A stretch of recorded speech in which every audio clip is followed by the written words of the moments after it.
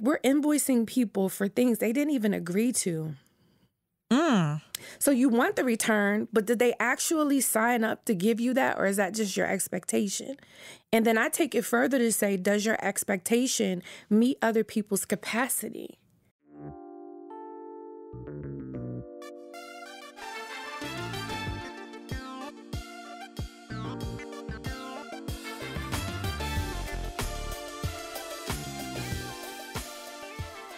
You're listening to the Redefining Wealth podcast with Patrice Washington.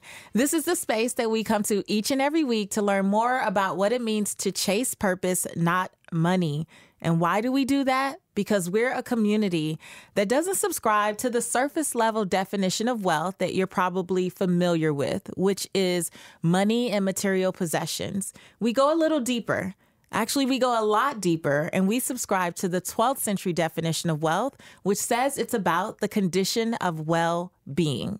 So what I hope to do here every time we crack this mic is talk about the other parts of our lives that inevitably will impact our finances, even when we're not thinking about it. So if you're brand new, I want to invite you to go check out the 6 pillars of wealth. These are the pillars that we really lean into here on a weekly basis. You can learn more at patricewashington.com/6pillars. That's patricewashington.com/6pillars. Now, today I'm super excited to get into this conversation, which I'm going to file under the fit pillar, maybe some of the faith pillar. I just know it's going to be good because I have seen and been impacted so much by this woman's work. And, you know, this season is all about my journey to redefining love. So that's love of self, love of God, and love of others. And I wanted to really introduce you to the tools, the resources, the music, all the things that I've really been leaning into to support me in this season. Because I believe that you need some practical stuff, right? Some skill set to go along with the mindset shifts that I know you have when you come to this podcast. So before I introduce you to Nakeia Homer, let's get into the affirmation of the week. You know, you got to speak positivity into your life, into your day.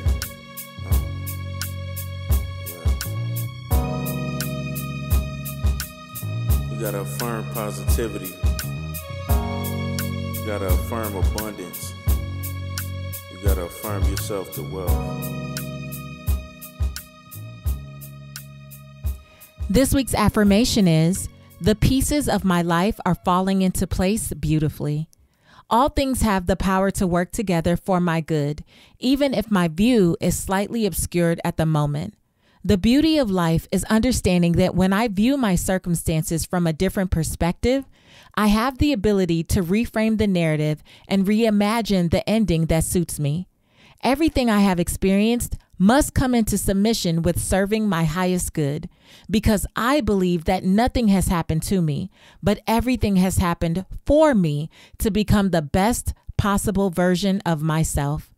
I bless the hard times just as much as I celebrate the good times. I bless my enemies just as I cherish my besties.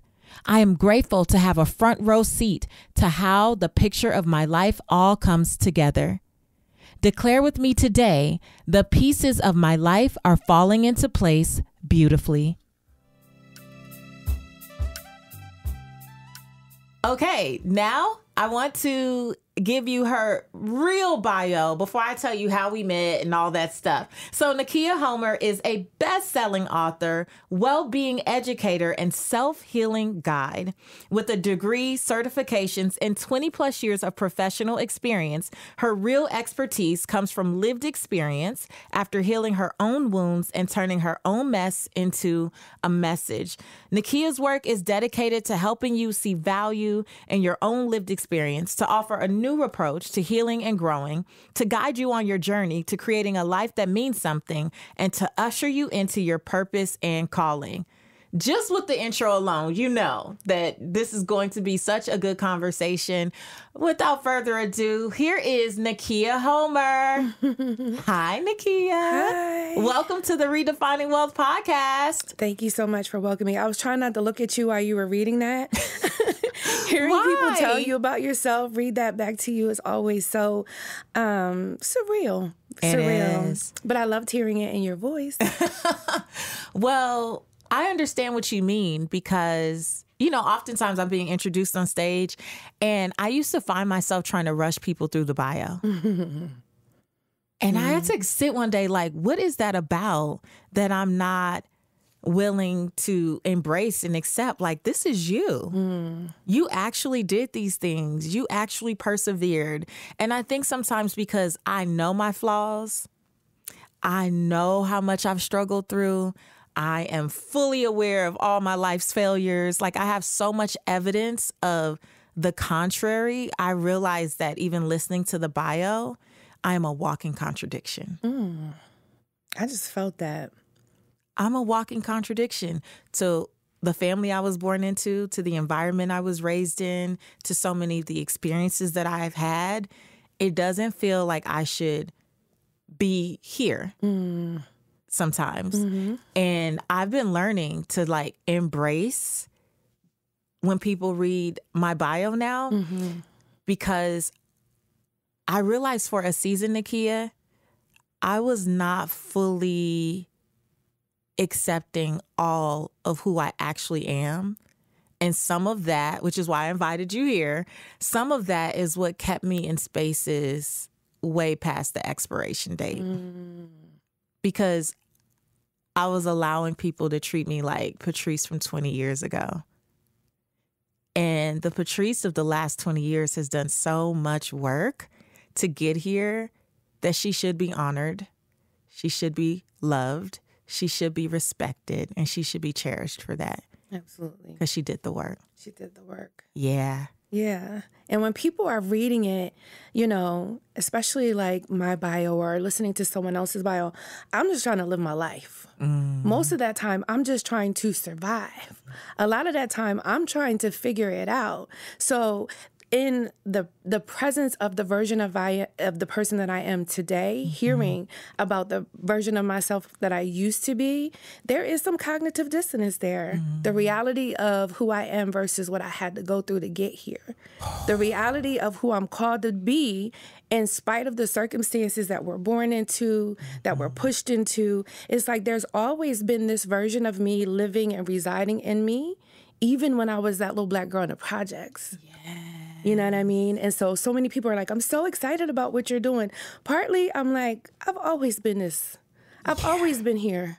I'm just being me. You're just seeing a version of me that you can stomach, that that's you palatable. can comprehend. Oh, that's it, digest. But I'm good with all of me. Yeah. And then hearing that, thinking about what I had to survive and go through to get here, it puts me in my place a little bit too. Yeah, because I know that you can identify with this. You may speak or, you know, post something and people drop into your DMs or meet you in the back of the room and they're like, oh my God, your story is amazing. And you're like, thank you. But, you know, like, that was a really raggedy time. I'm so grateful that I could turn, you know, those things into lessons that now will hopefully help you have a better journey because I'm open to sharing what I got from that season. But when you say that's an amazing story, I'm like, well, this story has actually been quite shitty. Like in different parts of it, it's been a roller coaster. And I know for you, there's a lot. So like teenage parents, NICU. Did I read that about Absolutely. you? Yeah. Yes. And I really resonated with some of that because my daughter was born 10 weeks prematurely. And so she had her stint in the NICU. And I want you to tell your story because I just know roller coaster. Lots of things. So yeah, it's definitely been a bit of a ride. I always talk about, you know, I have been blessed to do a lot of the things that I wanted to do and didn't know I wanted to do. But it started with two teenage parents. You know, my mom was 15, my dad was 16, depending on whose story you believe. She didn't really like him. He didn't really like her. I don't know how you can really like someone at 15. I don't know what they were doing by themselves at 15, but whatever they had to do to get me here, I'm grateful for it, right? But what can you do with a baby at 15 and 16? Some people, what they're able to do with their children as teenage parents is just brilliant. And then some people, it takes a little bit of support. It takes a little bit of help and assistance. And that came in the way of my grandmother who fostered me. She brought me home from the hospital. I was in the hospital the first 2 weeks of my life. So I said, I've been fighting since I've been in the womb. I survived the possibility of an abortion. I survived the shame and guilt that my mom must have felt being 15-year-old and pregnant. I survived, you know, being born with meconium in my lungs. And so I had to fight through breathing and getting here. And I didn't even know that until my son was in the NICU. And my aunt was like, you know, this happened to you. And I was like, really? Wow. No one told me. Then I'm at a retreat or a conference or something for work, and my mom just out of nowhere calls me and says, you know what? I call you my miracle baby because my mom gave me birth control every day. She put it in my mouth, made sure that I swallowed it, but you're here. And I'm like, all of that just to get me here? Wow. There must be a reason for it. But yeah, I grew up in the projects with my dad, and my uncle, and my aunt in a 3-bedroom apartment. My grandmother did the best she could to raise me, working up to 3 jobs, so it left me alone a lot. You know, what they call it, like a latchkey kid. I had a little key around my neck, walking to school and home and locking the door, sometimes sneaking out, you know, doing what I wasn't supposed to do. But at any rate, just part of my story is the pivotal part of my story. It is the moment that really just redefined how I saw myself, how I saw my life. I was sitting in an assembly with other people like me from the hood, and there was this adult there, and it's funny, she had her hair pulled back in a ponytail, red lipstick on, and she started to talk about statistics about people like us. So she said, if you were raised in a home where there was drug and alcohol abuse, you'll probably be engaging in some type of drugs and alcohol. Of teenage pregnancy, then you'll be a teenage person who's pregnant. Abuse, then you'll do that. Poverty, you'll do that. Smoking, I mean, just everything. And when I tell the story, I always go, first of all, how do you know my life? Like, you're literally telling my business. Yeah. But then secondly, in that moment, I was like, not me. Not me. There are times when people say things to us and it really penetrates because it already resonates, right? And then there are times when it really just goes over our head because we don't feel it for ourselves. I didn't know who or what I was going to be. I'm still not much of anybody compared to all of the other people who do the work that I do. I just knew that being somebody's baby mama, that having to push through, my mom had to push through, probably couldn't have handled it. Living in poverty just wasn't going to be the story of my life. So I set my first goal at 10, no teenage pregnancy, to get out of the hood. That's all I wanted. And then the third thing that came a little bit later was to not be the victim of domestic violence, because every woman in my life was a victim and every man in my life was a predator. So I just saw the people that I knew and loved. And I knew the story behind the circumstances. I knew the story behind the addiction, the story behind the teenage pregnancy. I saw them for who they really were. Thank God that I was able to see my family, my loved ones in that way. And I just went on a mission to show them that it's possible to do something else, to live another way, to be something who you may not have seen someone be in your life, but you can be that in the lives of other people. So when I talk to at-risk youth and teens, when I talk to my siblings, my cousins, and the people I grew up with, I'm no better than them. No better. I didn't do better in school. I wasn't prettier. I wasn't anything other than someone who just wanted a different life. That's all I wanted. So surviving is just all I've really done. And that's what got me here. I resonate with this so much because I remember growing up in South Central Los Angeles, and not the best neighborhood. Lots of gangs and gang members in my own family, and lots of not drug use necessarily in my family, but drug dealing, and seeing people do drugs in the alleyway behind my house, and knowing that I have friends whose parents were prostitutes, and everyone that I walked home with from elementary school like always a situation. I'll just say that. And I remember being about 10 years old and telling my grandma, I don't belong here. And I didn't know how to articulate it. And I remember maybe like the 5th time I said it, my grandmother was really offended, you know, and looking back, I understand because I'm a first generation American. So my family fought to be in this country, and even being in Leimert Park, South Central Los Angeles, in their eyes was so much better than being in Belize at the time, where there's not many opportunities or jobs and all this stuff. But I remember like looking out the window or walking home and just seeing things in the street and being like, no, I don't want to live like this for the rest of my life. Like there's got to be more. And making a decision, that governing decision, I'm going to get good grades. I'm going to college. And I remember being like 15 and telling my mom, when I leave, I'm never coming back. Word. I'm never coming back. And I remember freshman year, when it was time to move out of my freshman apartment, my mom was like, okay, well, what day do we need to come get your stuff? And I was like, can you give me a U-Haul? I have an apartment already. I had already signed up for an apartment with my grown self, 19, and signed up for an apartment. I was like, Mom, I really meant it. And I hurt her feelings because I remember her feeling some kind of way. But I literally never went back in that way to live there. Sure. So that doesn't mean, though, because we made these decisions that life has been just smooth and everything has just been so purposeful and purpose driven. I know, much like myself, you've still gone through a lot. I'm sure mentally, emotionally. When you say this is how, like, that was the story that led up to me getting here. So I know we met years ago. Which feels like at least 10 years ago to me. Yeah. Something close to it, right? Absolutely. So Nakeia and I met at an event, and neither one of us had no 100,000 plus Instagram followers. I don't even know if Instagram was out at that time. I don't even know if I was on Instagram, I know I wasn't on Instagram, and I was just really getting consistent with Facebook at the time. But we met at an event. And then I really don't know what happened. I feel like all of a sudden, I know I was on your email list for a while, so I would get emails here and there.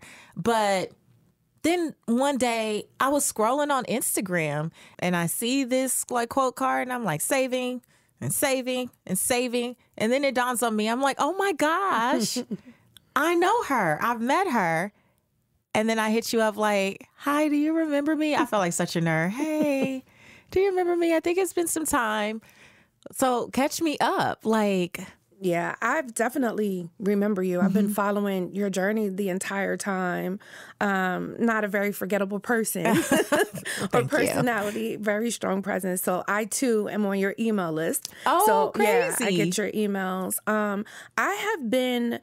Nothing that I've done outside of setting that first goal at 10 has been as intentional. Like you said, it's not always as easy and pretty as people would want it to be. What I do is follow whatever's happening in the season of my life, whatever my needs are, or whatever I need to do to survive. And so in the past 10 years, I've gone from being a full-time music creator, topping the Billboard charts and doing my thing there, homeschooling my children, moving. I went back to Jersey for a year, and I hopped on Instagram. And I hopped on just to keep in contact with some people I knew. It was private, so no one followed me or saw my work. I was just saying things here or there, but just showing up in a way that I knew how and just telling my story as you do, just kind of opened doors for me to continue to do it. I've been speaking since I was a kid. The church ladies used to say, come up here and say something. Yep. What you want me to do say? Do this announcement. You read good. Exactly. I'm like, okay. Tell your story. So I've been doing that in some way, shape, or form. But to bring what I did, in person online was a bit of a struggle. And there was this whole thing around money. Who's going to pay me to tell my story? Then there was this, I'm supposed to be doing this or that. When I left my work as a social worker to be a music creator, my family was like, are you crazy? Yeah. You got a state job from the hood. That's like the jackpot. Yeah. You work for the state, you set. You don't need to go nowhere, do nothing else. So doing that, and then, writing and speaking and sharing in the way that I have done has not been as intentional. But the way that I got here is how you teach us to do, which is to focus on our purpose. My theory is that our purpose is to become the best versions of ourselves. Whatever that looks like, whatever it feels like, whatever it facilitates, that is what you're supposed to be doing. That is why you exist. As a result of doing that, then we're introduced to talents and skills and gifts and things that pay us. Then we're introduced to interests and hobbies and things that keep our heart and our minds and our spirit operating at its best. And then we find love, or we find that the love that we have is not what we want or need. And as we continue to do that, the people we are called to kind of latch on to the pieces of you that they're called to. And so people just kept asking me to share, and I just was obedient to sharing. I didn't see any value in it, so I didn't charge. I would go everywhere for free. I would write on blogs for free. And then people started asking me how much I charge. So I'm like, let me find a number to tell you to pay me. And so I started to work as a copywriter and really just helping other women tell their story, their personal story, and how it attaches to their business story. So as a ghostwriter, some of your favorite Instagram influencers, I was writing their stuff, helping people identify their brand voice. And then I said, I'm doing all this for everyone else. You know, what am I doing for myself? My daughter is looking at me do all these things for everyone else. What is she seeing me do for myself? And she would ask me little things. And so I just took some time to really just reevaluate what my purpose was. And I know now that my purpose is to continue becoming the best version of myself, to continue honoring that 10-year-old, then the 16-year-old, then the 20-year-old, then the confused version of me, the very confident version of me, the me with no low self-esteem, until we meet in a space where we're just good, you know, just at peace, not necessarily rich, not famous. I got a couple followers on Instagram, but don't nobody really know me. You know, I've sold some books, but I still have more to do, but I'm good with being me. So in the past 10 years, I've just worked to be good at being me. Oh, I feel like that's the season I'm in. Is like really just to the point of your book, and I'm going to slide it over. Slide on it. All the right pieces, but like embracing all the pieces of me. Because being known as a finance expert for so long, when I sought out to do Redefining Wealth and I wanted to talk about all these other parts of my life, that I had to get over that, you know, mental block that I had where I felt like, well, will people be able to receive this from me? Will they allow me to talk about mental health and physical health, or, you know, relationships, or all those things? I'm not trying to present myself as an expert in any of that stuff. I'm like, this is how it's impacting my life. This is what I see in my clients. This is what has informed my work. And can you accept that from me? But it really wasn't could they accept it from me. It was could I accept bringing all the pieces of me to the forefront. And this season is all about redefining love, and that includes self-love and love of God and love of others. But that self-love piece, woo, okay. This is so good. You often say you can have the desires of your heart, but you got to heal first. And there is so many goodies in your book. Let me tell y'all, all the right pieces. When I tell you she has been on, I don't know how many planes, trains, and automobiles at this point. All last summer, I was on a road trip and I would just pull it out if I was waiting somewhere or doing something. And it's literally one of those, like, you could just open it up and read and be like, that's what I'm going to meditate on for the day. That's pretty much how I use it. So it's not like I'm trying to read it straight through. I'll just open it and just sit with whatever, because I feel like that's divinely what I needed in that moment. And this has been so instrumental as I've navigated divorce over this last year or so, in accepting and embracing and loving all the pieces of Patrice.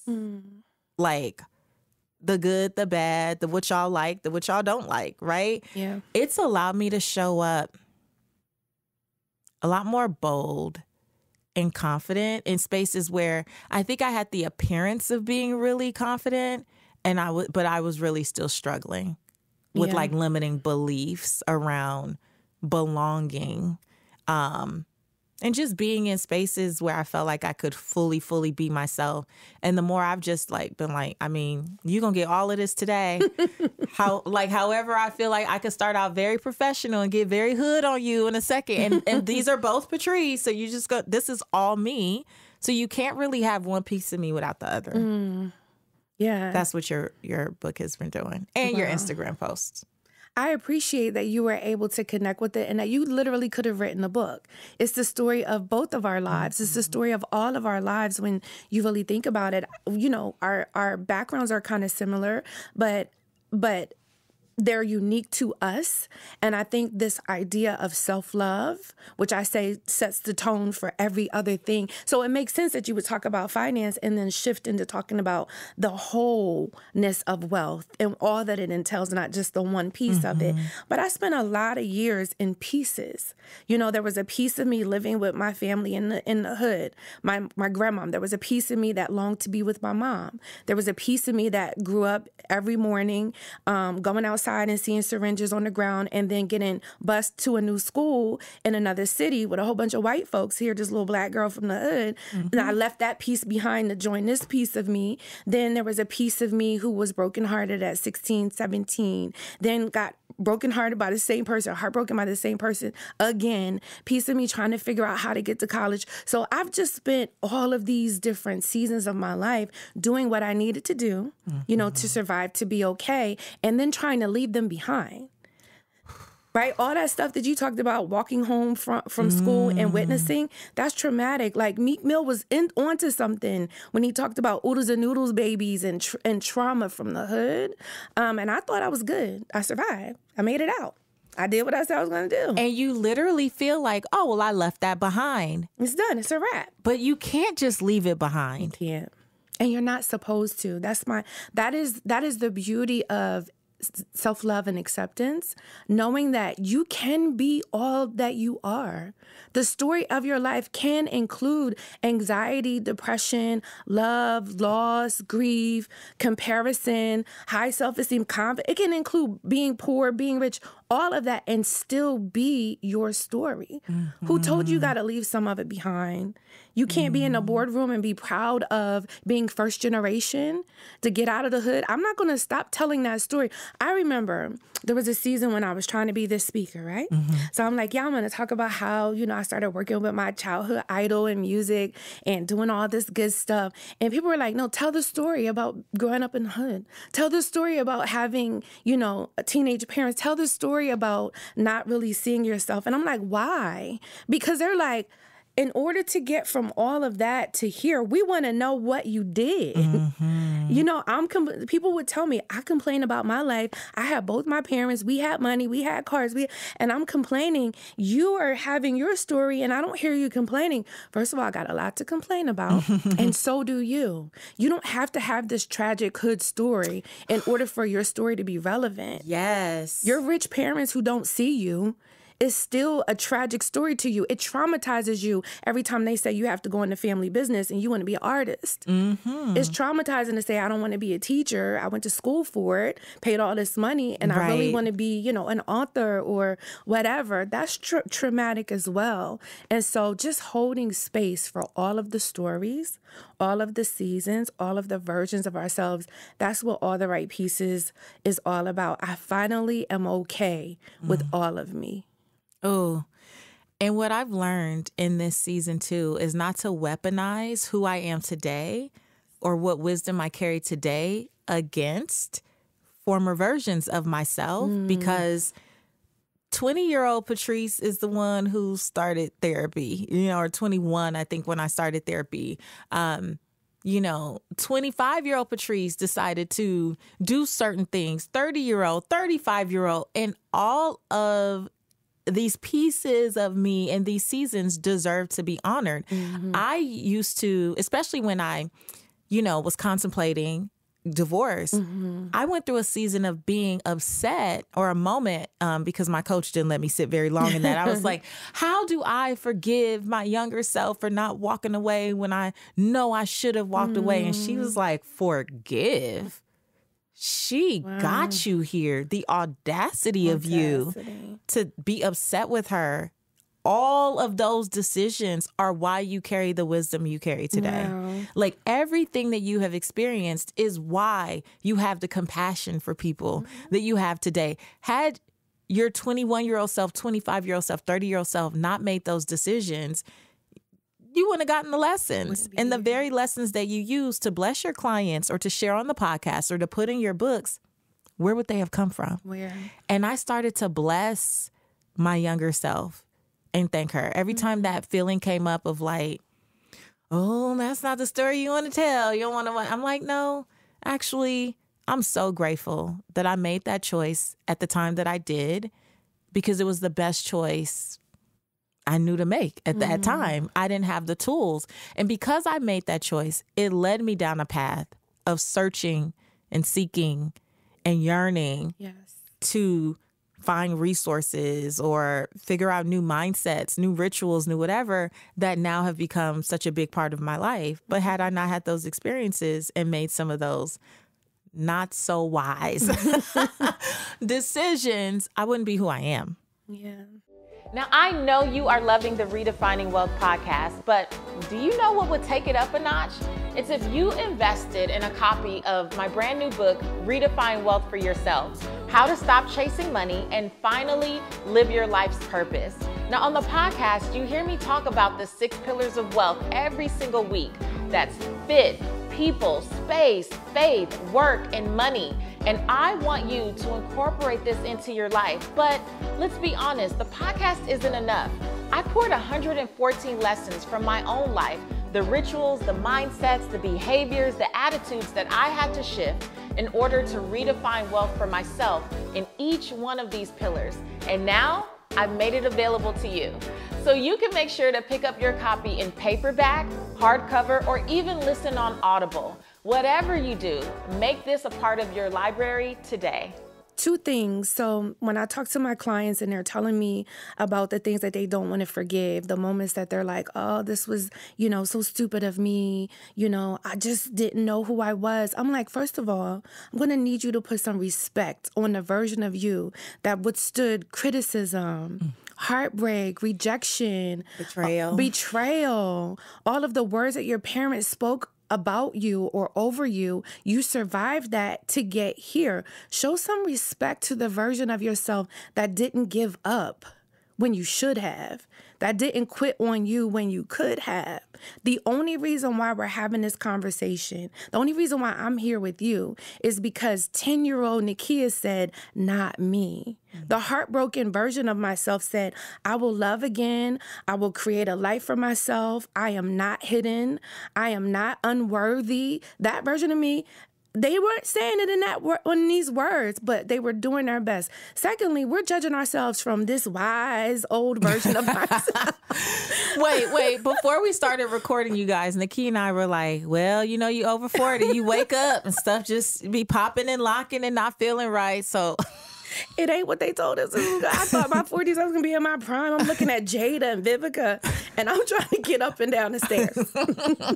They didn't tell me the whole story. But yes, it's like you can say that as this version of you, but was it really stupid with the amount of information that the older version of you, they didn't have the degree, they didn't have the experience, they didn't have the wisdom, they didn't have the coach, they didn't have the money. You know what I mean? So was it really stupid or was it really the best that you could? Yeah, definitely the best. I wanted to do a little something where we just turn to a page in the book, especially because I have so many things dog-eared. So just turn to the page in the book because this is how I use this book as a part of my morning ritual and just talk about what comes up because this has been a blessing. All right, so let's see. Here we go. Ooh. She finally realized what she was carrying and decided to protect it at all costs. So fitting. So fitting, right? Yeah, definitely my season. So fitting. You finally realize that you're worth more. You finally realize that your tenacity, your courage to pursue something no one else in your family, that was so important that you had no other choice but to tell your mama, just bring the U-Haul. I got some place I already got set up for me, you know? That protected at all costs. That has been a big theme for me most recently. I've always been protective of my space, but I mean, everything, my energy. I literally went through a season of cleaning house, because even in my business, I was like, I will not fund frustration. Anything that frustrates me must go. Anyone who is frustrating me must go. And I'm willing to express my frustration in an effort to, like, you know, make it better. But once I've done that, I'm like, no, you deserve more than this. This is a season of scaling joy. Anything that is threatening your joy on a daily basis, in even the slightest way, you get to say no. Yeah. No, and protect it at all costs. And it's been very liberating. It has. It's hard. I still have to work at this. The whole carrying part, the first part of that passage, she realized what she was carrying. A lot of times the people in our lives don't see what we're carrying because they're not carrying it. It's not their load. It's not their thing. And so to go against what is invisible to other people, but so plain and so heavy for yourself is courageous. Right? And it's worthy of the effort. So, yeah, she finally realized it. And when I talk about she, the whole first section of the book is all she. I don't want to turn anyone away because I have some beautiful male followers, people who identify as men, and they're like, I know this is for a woman. I'm like, you can take out whatever part that you need. If it's true to you, if it resonates, allow it to. I was telling my story, so I'm a she, but tell your story. If you're carrying something and protecting it, that's for you too. Yeah. Yeah. Okay, let's do another one. Whew, okay. Let's see. Be discerning of the energy, the time, the investment, the intention you receive in return for the energy, time, investment, and intention you put in. Don't go planting your seeds in temporary places and expect to see a harvest. I just shared that yesterday. I think it was on Twitter. Really? I think I reshared that yesterday. If it wasn't yesterday, it was the day before. And so many people were like, explain this to me because I feel it, but I don't know why. And then other people were like, yes, yes, yes. And I intentionally used all of those words and repeated those words because we give so much of ourselves to other people and very little to ourselves. Right? Your daughter gets it, your son gets it, your husband gets it, your wife, your boss, everyone gets so much of you. And then whatever you have left over, you're like, if I have time, then I will. If I can take a bath, then I will. If I can eat, then I will. If I have enough money, then I'll do this or that. When you look at what you're investing and what you're getting in return, if it doesn't match, if it doesn't add up, if it's depleting you, if it's too draining, if you're planting seeds in relationships that are not fertile, hoping that one day it'll be fertile, you know, loving and married to and dating potential, you got to be mindful of that. And we get angry at everyone else. When the truth is, my therapist, and I just got in therapy, I thought I was going for grief. 2020 almost took me out, literally. But she's like, we're invoicing people for things they didn't even agree to. So you want the return, but did they actually sign up to give you that, or is that just your expectation? And then I take it further to say, does your expectation meet other people's capacity? So just be discerning. Just think about it just a little bit. When you're resentful, just think about it. Does your expectation actually match other people's capacity? Yeah. Oh, I know.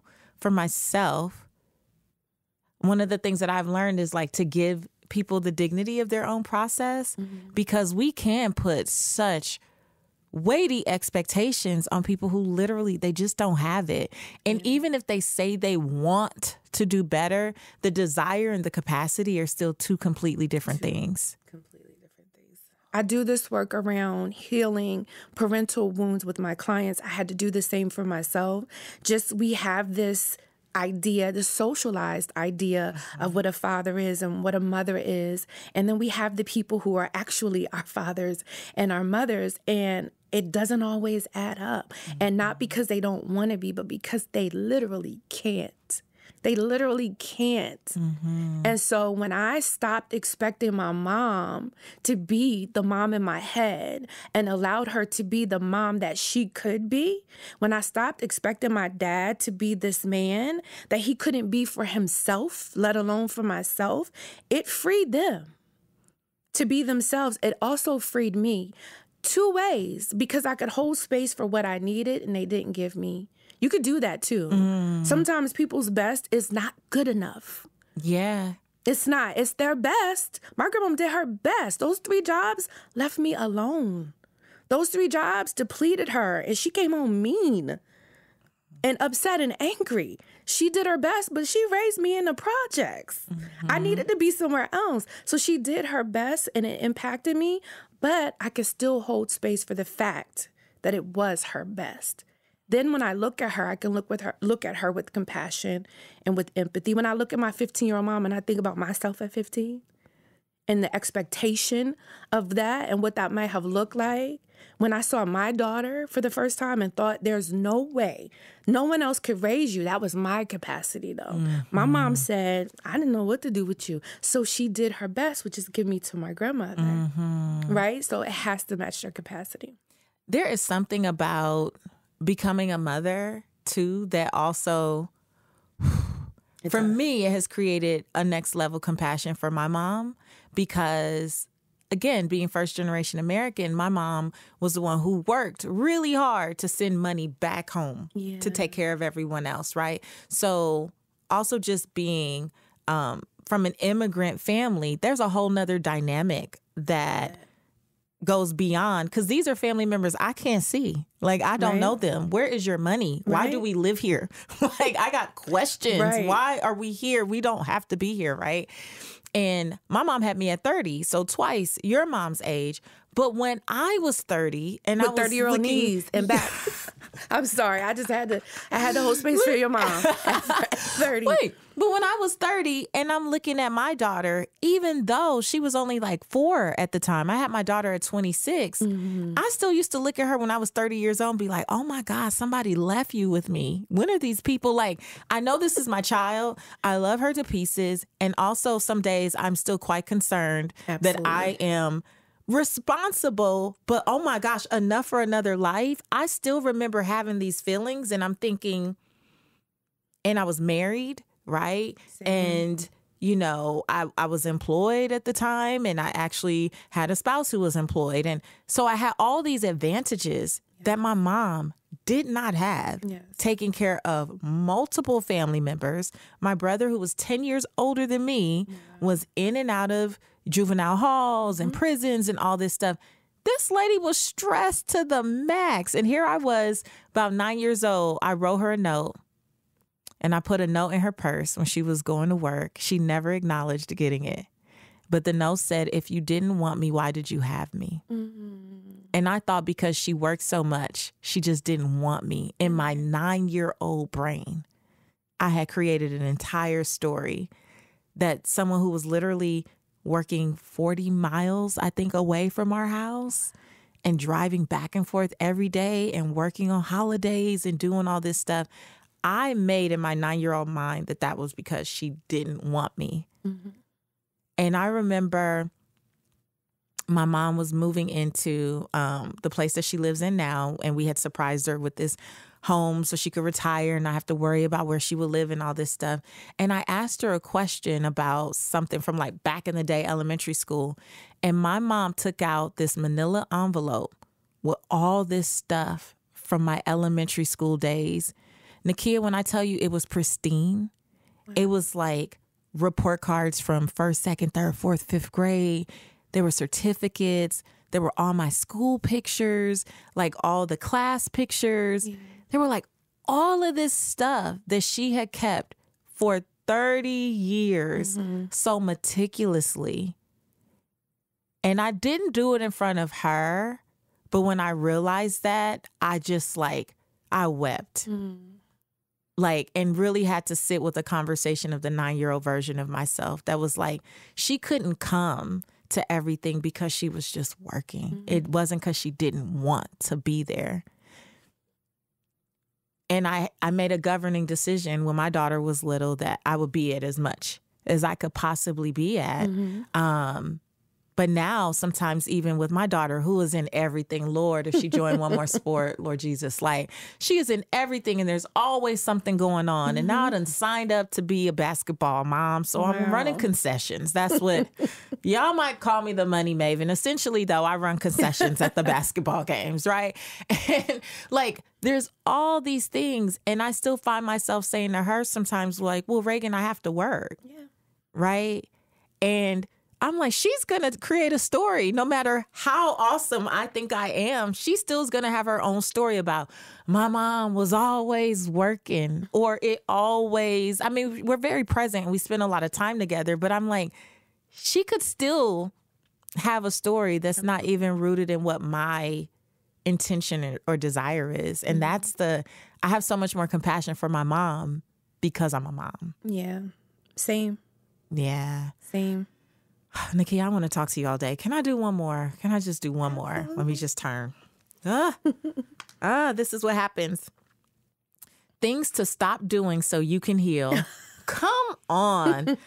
Replaying the past, looking for closure, waiting for an apology, pretending you are okay, trying to prove how strong you are, ignore or downplaying your feelings, blaming, shaming, and judging yourself. Oh, you just busted somebody's whole day. I don't think I had turned to this page yet, but things to stop doing so you can heal. Which one of those do you want to just take? I don't know. Well, all of them are kind of part of this thing that we do as human beings. We're programmed to really protect ourselves. And so when we see a risk of harm or injury or rejection, we make up stories, right? Our brains, we have to, based on research, we have to fill in the gaps with assumptions. So when people say don't assume, it's like your brain is wired to assume. It's a machine. It needs to know what to do for you, right? And so the reason why I worded things to stop doing so you can heal is because those are things we had to do to protect ourselves when we were hurting. But what you do in survival mode is not what you can do to maintain this version of you who can go into thriving, who can go into that soft life that's trending on social media right now. And you can't do that if you're pretending. You can't do that if you're denying yourself access to your feelings. You can't do that if you're making assumptions instead of doing the work to really find out what the story is, what the deal is, what the truth is. So that's what that page is about, things to stop doing. You don't have to do that anymore. One big one that stands out for me is waiting for an apology. Too. Yeah. And you know, I've learned and have been learning, and, you know, new experiences give you an opportunity to rehash some things you thought you already had mastered. And one of those is that waiting for an apology. You know, I have learned that you just have to move on and choose to forgive, whether someone says I'm sorry or not. Absolutely. So we talked about what we've been doing the past 10 years since we met each other, right? And my social media was not popping. I didn't have 100,000 followers. No one was following me. There was one thing that went viral in 2020, and that is, I pray you heal from things no one's ever even apologized for. Right? I wrote that back in 2019, the year before my grandmother passed away in March of 2020, and my dad, who was her son, who died 3 months later. So I spent 2020 grieving in the middle of a pandemic. My dad passed away from COVID, so I wasn't even able to be there for him. What happened then was everything that we think will reconcile one day. My dad and I had a good relationship, but it was the one that we could have based on our capacity. And I always had this hope that it would turn into something else. And when he died, that died too, the hope of that. And so I had to reevaluate what I thought we needed to heal, because I'm not going to go the rest of my life hurting over something that I can't do anything about. There are apologies in the grave. So we can't say that we won't heal unless we get them. And I got an apology from someone who hurt me. It did nothing. They were so sorry, had this whole story about why they did what they did. And I was just sitting there like, didn't help. Yeah. Didn't help. Sometimes we're looking for closure, thinking that we want someone to say something, but you know why it doesn't help? Because we've already experienced the pain. We can't go back and unfeel what we felt. We can't go back and unlive through what we've experienced. So the idea of healing anyway, in spite of the apology, is what we have to do for the versions of ourselves that we are now and who we are becoming. I don't need an apology to heal. I can choose to allow myself to still be angry when I need to be, to hold space for the resentment, to be mad at myself for the decisions I made, just for that moment as I'm working through it. But we can get through it without the sorry. Oh, that's so good. To me, that sounds like just adding humanity to healing, right? Like giving yourself the space to just be human instead of looking at healing as this, you have to be so evolved and just like so super deep and spiritual. It's like, no. For me, healing is responding better and better and better each time. So if I yell at you, but I ain't cuss you out, I'm healing. Yes. If I forgive you, but you can't be in my life, I'm healing. Uh-huh. You know what I mean? If I go a day without thinking that I'm not worthy, but then tomorrow I feel bad about myself and I'm in the house in some lounge clothes, I'm still healing. Mm-hmm. It's responding as this version of yourself, hoping and working toward responding better and better each time. Ooh, that's so good. Okay, before I let you go, let me ask you a few redefining wealth, rapid wisdom questions. Sure. First thing that comes to mind, how do you define success? Being okay. Just looking at my life, looking at myself and being okay. Not perfect, not completely healed, not completely rich, just content and okay. How do you define wealth in 3 words or less? I got options. Oh, I love it. That is a redefining wealth first. I got options. Perfectly said. Okay. What's one book that has helped you redefine wealth for yourself? Gotta be You Are a Badass at Making Money. Jen Sincero. Yeah. She's been on the podcast. Yeah. Yes. Wow. I love that book too. Yeah. Game changer. Very much so.